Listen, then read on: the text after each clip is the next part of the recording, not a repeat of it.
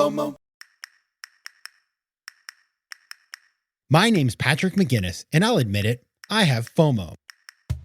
And since you're here, I'm going to bet that you do too. But that doesn't have to be a bad thing. If you learn to channel your FOMO productively, you can make the most of every opportunity while keeping your sanity in the process. This is FOMO Sapiens After Hours, the snackable show about how you can make FOMO a force for good.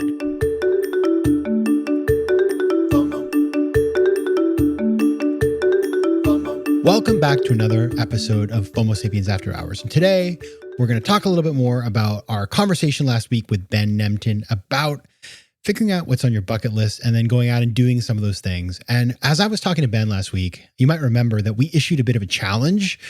That would be that all of you who want to can go to Instagram and post your bucket list and then tag both of us. I'm going to put my bucket list as well.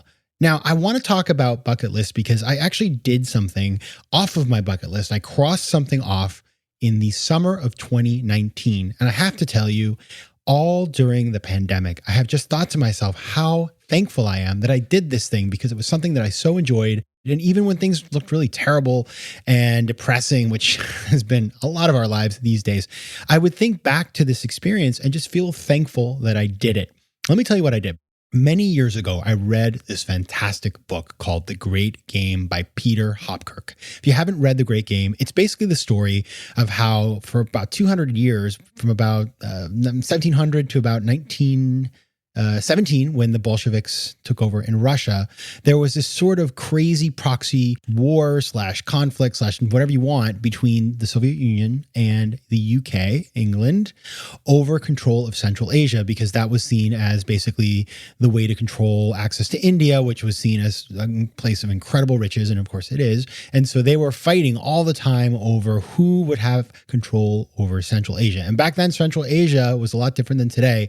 It wasn't countries. It was these ununified city-states with khans and just the crazy, amazing, historically fascinating places. And this was on the Silk Road, so there were all these travelers. And I just read this book, and it was fantastic because it would tell these stories of these British travelers who would dress up in disguises. They would dress up as a Cossack or a traitor, and then they would infiltrate some town, and then the Khan would find out they were there and throw them in jail. And I just loved it. And as I read that book, there was a city in the book that was talked about called Merv. And I'd never heard of Merv, but what I found out as I read the book was that at one point in about the year 1200, Merv was one of the biggest cities in the world. They had more than 500,000 people living there. It was considered to be like this total center of commerce. It was one of the most developed intellectual spaces on the planet. If you were on the Silk Road and you were some sort of trader, you would find your way to Merv, and you'd be psyched to be there because it was the best place to be at the time. It was a place where you just want to hang out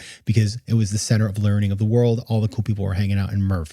Now, what happened to Merv? Well, it's not a good ending for Merv because basically in the year 1221, good old Genghis Khan decided that he wanted to take over Merv. They were having some fights between the Mongols and the empire that controlled Merv. And let's just say that the Mongols, they knew what they were doing. This was their business. So they attacked Merv and basically killed off everybody. Between the people who lived there and people who had fled to the city from some of the outlying areas that had also been attacked by the Mongols, they say that some 700,000 people were killed. And this was like in a couple of days. So it was a bloodbath. Not a good situation, obviously. And Merv sort of never recovered. And in fact, now it's abandoned. And it's in present day Turkmenistan. And because the Russians, in the USSR was very closed off, Turkmenistan was the place that was already sort of isolated. It's hard to get to. And then after independence, Turkmenistan is famously one of the most isolated countries in the world. And if we remember, last year, I talked about the fact that when I went to Turkmenistan, it was like the one place on earth I had been to that didn't have FOMO because there's no cell phones and there's no connectivity and no social media. It's completely banned. So Turkmenistan is really hard to get into. And I had a real devil of a time getting a visa, but I did manage to get it. And I went to Merv, and I'll tell you, it was an amazing experience because you have this mud-walled city that has just been abandoned for hundreds and hundreds and hundreds of years, and it is completely there. And you can climb on the mud walls and you find pottery from the year 1200. So it's mind-blowing. You got to Google it, check it out. There's videos online. But this experience doing this, and it was not easy to get there, by the way, it was so incredibly meaningful to me. And so I just look back on that and I think about the elements that made it so special. And I wanted to share, I guess, my tips for doing something off your bucket list. You don't got to go to Merv, by the way. If you want to go, I will help you and I will explain to you how to do it, because everybody should try to go if they're interested, but you don't have to go to Merv to do something really, really cool. So here's what I recommend as you think about putting together your bucket list. First of all, try to pick something epic. Epic can be in your backyard, but something that is out of your comfort zone, something that you will really remember in the future when you're, old and gray and maybe, infirm. You will think back and you will say, I'm really glad I did that. Now that is different for everybody. Maybe it's jumping out of a plane. I haven't done that yet, so maybe I'll do that someday. It could be a trip. It could be some sort of experience, but find something epic that you have always wanted to do and don't rush into it. Think about some things. I gestated this idea about Merv over about 7 or 8 years. So epicness is important. That's number one. Number two, recruit some people to go with you. So one of the cool things about Merv was that the book that I read, The Great Game, well, one of my really good friends read it as well. And then we got another good friend to read it. And so all of us had read the book and we were all in on Merv and we were able to go and we were all really committed to making this journey, which was not an easy one. It required us to fly to Turkmenistan, get a visa, which is really hard, fly to another city at like 6 a.m. It was a whole situation. And so having other people there who were as committed and into it and understood why it was important, not only is it great while you're there and planning, but also you can look back on it with them. And I just had conversations with these two friends. It's sort of like, Merv, like, I can't believe we did it. That is so great. And so having other people who are also passionate about your goal, and by the way, you may convince them. Maybe they didn't even know about the place that you wanted to go or the thing you wanted to do, but get them involved, co-opt them, and then you will have people to share this wonderful experience with. Number 3, get the props. What I mean by this is with Merv, we kind of got some cool like headgear, like Lawrence of Arabia. I had a spyglass for the photos. So we just kind of had some fun props to make the experience not cheesy. I would say not cheesy, but just a little fun.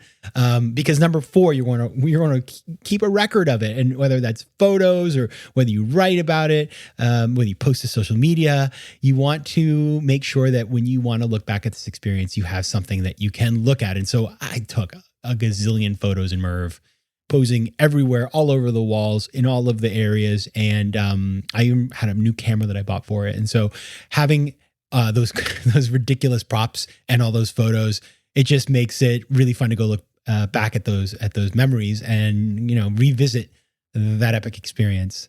Number 5, take the time to savor it. So what's really funny about Merv is nobody visits Merv because it's so hard to go to Turkmenistan. It's just hard to get there. It's like, it's in the middle of nowhere. And so when we got there, we had a tour guide, a driver who didn't speak much English.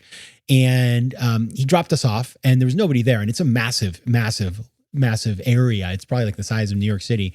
And so we were just kind of taking our time and seeing everything. We had read books on it. We had a guidebook. We were doing everything.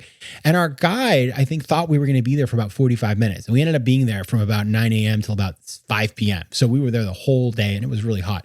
Got a terrible sunburn that day. But I really appreciated the fact that we took time to savor it. So in whatever you decide to do, especially if it involves travel, see if you can set aside time to really make the most of that experience. Don't feel rushed. You want to, you've been waiting for this. You've been waiting to do this. You've spent your time and money and energy. So go ahead and savor it. And then finally, souvenirs. I am not the guy who buys cheap souvenirs. I don't, it's not that I'm buying super fancy things, but I don't like trinkets so much. And frankly, at Merv, it's not easy to get stuff because it's Merv. Nobody goes there. I did get a magnet that actually I kind of enjoy, but I will say the one thing that I brought back, which made me really happy, was some of the mud from the walls. And so I have that now displayed, and having something like that tangible of what you did that you can always look back at. It's funny. I just pick it up once in a while. I just look at it and I think, well, this is really kind of amazing. It's from 1,000 years ago and it's from this place that's so special to me. And so those are my 6 tips. Reminder, pick something epic, recruit people to share it with you, make sure to get some props, record it, take time to savor it, and make sure that you bring back something nice for yourself that you will enjoy. Do those things. And when you check something off your bucket list, it'll feel amazing. All right. Those are my tips. I'm sure some of you have checked some cool things off your bucket list. So let me know what you think. You can reach me at let's connect at patrickmcginnis.com. You can find me on social media at Patrick J. McGinnis on Instagram and at PJ McGinnis on Twitter. I love hearing from people. And as you know, I love sharing some of the things that I learned from you on these episodes of the show. So have a great week. Fill out that bucket list and see you next time. FOMO. Want more of FOMO Sapiens and After Hours? Head over to FOMOSapiens.com where you can listen to past episodes, learn more about the show, and find out how to advertise. You can also connect with me on Instagram at Patrick J. McGinnis and on Twitter at PJ McGinnis.